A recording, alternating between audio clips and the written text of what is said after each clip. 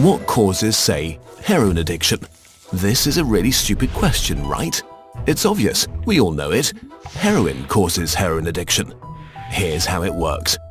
If you use heroin for 20 days, by day 21, your body would physically crave the drug ferociously because there are chemical hooks in the drug. That's what addiction means. But there's a catch. Almost everything we think we know about addiction is wrong.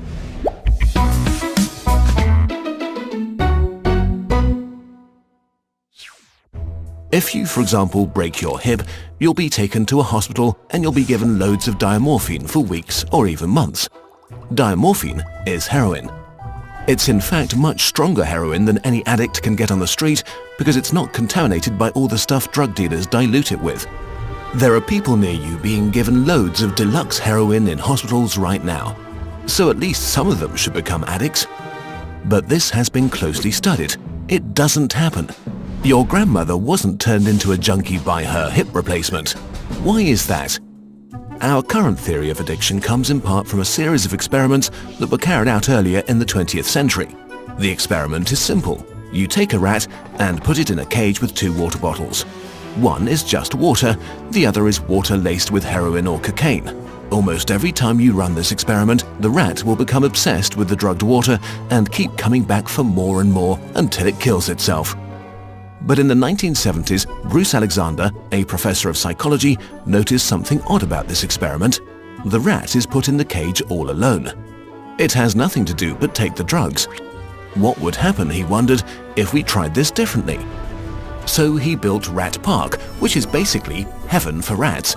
It's a lush cage where the rats would have colored balls, tunnels to scamper down, plenty of friends to play with, and they could have loads of sex. Everything a rat about town could want. And they would have the drugged water and the normal water bottles. But here's the fascinating thing. In Rat Park, rats hardly ever use the drugged water. None of them ever use it compulsively. None of them ever overdose. But maybe this is a quirk of rats, right? Well, helpfully, there was a human experiment along the same lines, the Vietnam War. 20% of American troops in Vietnam were using a lot of heroin. People back home were really panicked because they thought there would be hundreds of thousands of junkies on the streets of the United States when the war was over. But a study followed the soldiers home and found something striking. They didn't go to rehab. They didn't even go into withdrawal. 95% of them just stopped after they got home. If you believe the old theory of addiction, that makes no sense.